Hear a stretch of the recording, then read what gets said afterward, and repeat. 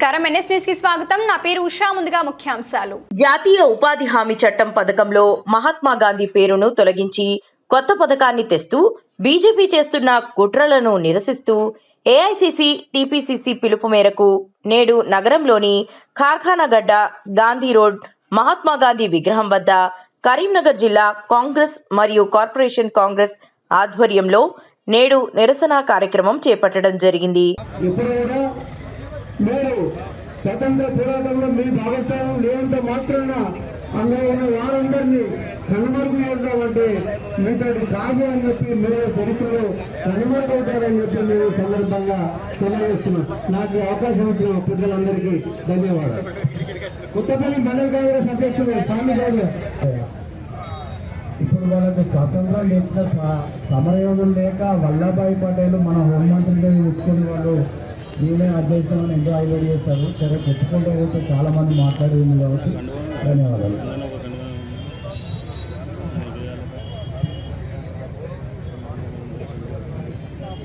ఎలాంటి మార్పులు చేర్పులు లేకుండా యథావిధిగా దేశాలు అతలాకుతలమైనప్పటికీ మన ఏదైతే మన భారతదేశం ముఖ్యంగా తెలంగాణ రాష్ట్రం కట్టుకొని నిలబడిందంటే కేవలం ఉపాధి హామీ పథకమే అని చెప్పేసి మన అందరికి తెలిసిన విషయమే.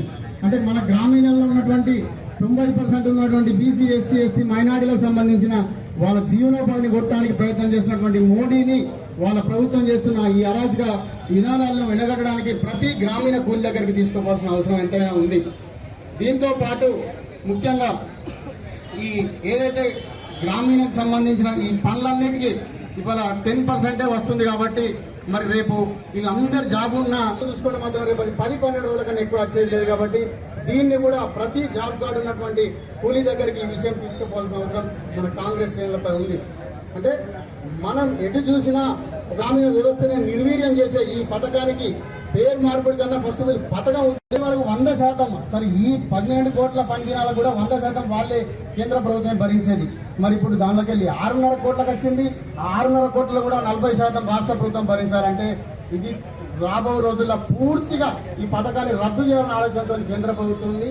ఖచ్చితంగా తెలంగాణ రాష్ట్రంలో కొనసాగించాలని, ఎలాంటి మార్పులు చేర్పులు సహించబోమని తెలియజేస్తూ గాంధీ మహాత్ముని విగ్రహం సాక్షిగా ఈరోజు నిరసన కార్యక్రమంలో పాల్గొంటున్న ప్రతి ఒక్కరికి, ఈ కార్యక్రమానికి సభాధ్యక్ష వహిస్తున్న మన నగర కాంగ్రెస్ కమిటీ అధ్యక్షులు, మాజీ కార్పొరేటర్ సోదరులు అంజన్ కుమార్ గారు, ఈ కార్యక్రమానికి ముఖ్య అతిథిగా వచ్చేసిన ఎన్నో దశాబ్దాలుగా కాంగ్రెస్ పార్టీకి వివిధ హోదాల్లో సేవ చేస్తూ రాజ్యసభ సభ్యుడిగా, శాసనసభ్యుడిగా, అదేవిధంగా ప్రదేశ్ కాంగ్రెస్ కమిటీ అధ్యక్షుడిగా ఎన్నో పదవులు నిర్వహించి నెహ్రూ కుటుంబంతో అత్యంత సాన్నిహిత్యం ఉన్న పెద్దలు హనుమంతరావు గారికి, అదేవిధంగా మాజీ శాసనసభ్యులు సోదరులు ఆరేపల్లి మోహన్ గారు, ఈ వేదిక మీద ఉన్న పెద్దలందరికీ,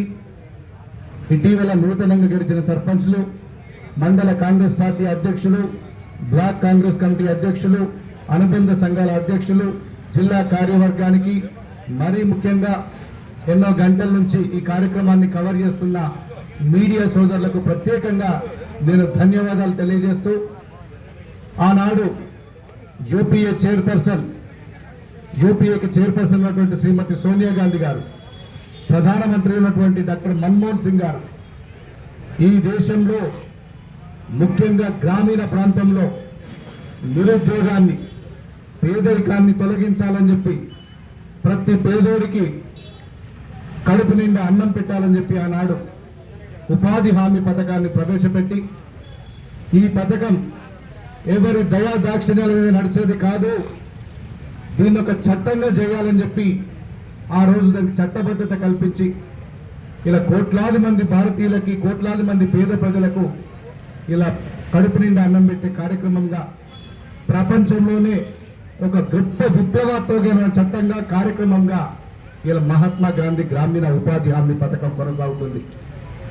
ఇలా దురదృష్టవశాత్తు ఈ దేశంలో భారతీయ జనతా పార్టీ నేతృత్వంలోని నరేంద్ర మోడీ గారి నాయకత్వంలో ప్రతి పథకానికి తూట్లు పొడుస్తూ ఆనాడు మహాత్మా గాంధీ అంటే ఇది ఒక విగ్రహం కాదు, ఒక పేరు కాదు. మహాత్మా గాంధీ గారంటే మానవత్వానికి, మనిషి తత్వానికి, సత్యం, అహింస, శాంతికి ఇలా మార్గం చూపించినటువంటి వ్యక్తి. ఇలా ప్రపంచంలోని అనేక దేశాలు మార్టిన్ లూథర్ కింగ్ జూనియర్ కానీ, ఒబామా కానీ, నెల్సన్ మండేలా కానీ, ఆంగ్ సాన్ సూకీ గారు కానీ మహాత్మా గాంధీ స్ఫూర్తితోటి అహింసా మార్గాన్ని ఎన్నుకొని ఆ దేశాల్లో పోరాటం సాధించి స్వాతంత్రం సాధించిన గొప్ప వ్యక్తులు వాళ్ళు. వీళ్ళ దురదృష్టం మన దేశంలో ఈరోజు స్వేచ్ఛా వాయువుని పీల్చుకుంటున్నామంటే ఆ రోజు మహాత్మా గాంధీ గారు చేసిన పోరాటం వల్ల ఈరోజు భారతీయులంతా స్వేచ్ఛా వాయువులు మనం పీల్చుకుంటున్నాం. రవి అస్తమించని సామ్రాజ్యాన్ని కేవలం అహింస, శాంతి ద్వారా బ్రిటిష్ పాలకులను తరిమికొట్టి స్వాతంత్రం సంపాదించిన గొప్ప వ్యక్తి మహాత్మా గాంధీ గారు. ఆ రోజు స్వాతంత్రంతో పాటు అంటరానితనాన్ని, అస్పృశ్యత కోసం వ్యతిరేకంగా మహిళల హక్కుల కోసం పోరాడిన మహాత్మా గాంధీ స్ఫూర్తిని ఇలా అన్ని దేశాలు కూడా ఆదర్శంగా తీసుకుంటే మన దేశానికి స్వాతంత్రం సిద్ధింపజేసినటువంటి వ్యక్తి మహాత్మా గాంధీ పేరును ఇలా ఇట్లాంటి ఒక గొప్ప పథకానికి ఆ పేరు తొలగించే కుట్ర నరేంద్ర మోడీ గారు చేస్తున్నారు. ఇది ఎట్టి పరిస్థితుల్లో భారతీయులు ఎట్టి పరిస్థితుల్లో సహించబోరని చెప్పి మీ అందరికీ హెచ్చరిస్తున్నాను. మోడీ గారికి, ముఖ్యంగా బీజేపీ పార్టీకి. ఇలా మహాత్మా గాంధీ గారు ఆయన పేరుతో ఒక పథకానికి మీరు తొలగించవచ్చేమో కానీ కోట్లాది ప్రజల గుండెల్లో నుంచి మహాత్మా గాంధీ పేరును తొలగించలేరని చెప్పి నేను హెచ్చరిస్తున్నాను.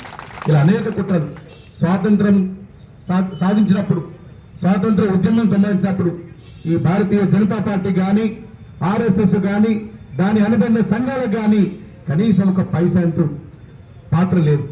ఇలా దేశం కోసం ఆస్తులు పోగొట్టుకొని, ప్రాణాలు పోగొట్టుకొని, అన్ని రకాలుగా ఇలా దేశం కోసం త్యాగం చేసిన కుటుంబాల మీద అటు గాంధీ కుటుంబం కానీ, ఇటు నెహ్రూ కుటుంబం కూడా మనం చూస్తాం. నేషనల్ హెరాల్డ్ కేసులో ఒక తప్పుడు కేసు పెట్టి సోనియా గాంధీ గారిని ఈ వయసులో ఉదయం నుంచి సాయంత్రం వరకు ఈడీ ఆఫీసులకు, సిబిఐ ఆఫీసులకు, రాహుల్ గాంధీ గారిని రాజకీయంగా, మానసికంగా వేధించడానికి ఎన్ని కుట్రలు నరేంద్ర మోడీ గారి బీజేపీ ప్రభుత్వం చేస్తుందో ఈ దేశ ప్రజలు గమనిస్తున్నారు. ఇలా సరైన సమయంలో భారతీయ జనతా పార్టీకి ఈ దేశ ప్రజలు కర్రుగాల్చి వాత పెట్టే సమయం ఆసన్నమైంది. సమయం కోసం దేశ ప్రజలు చూస్తున్నారు. ఇలా అనేక కుట్రలు ఇటు కాంగ్రెస్ పార్టీ మీద, కాంగ్రెస్ పార్టీ అగ్ర నాయకుల మీద ఇలా క్యారెక్టర్ అసాసినేట్ చేసుడు, వాళ్ళ పాత్రను తక్కువ చేసి చూపించడం.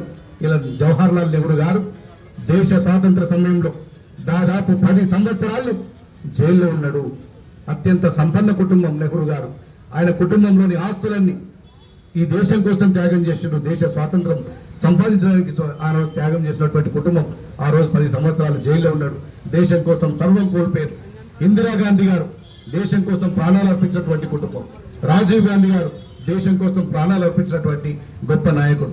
ఇట్లాంటి వ్యక్తుల మీద ఇలా వ్యక్తిగత దాడి, రాజకీయంగా దాడి చేస్తూ ఇలా పైశాచిక ఆనందం బీజేపీ కానీ, బీజేపీ నాయకులు కానీ పొందుతున్నారు.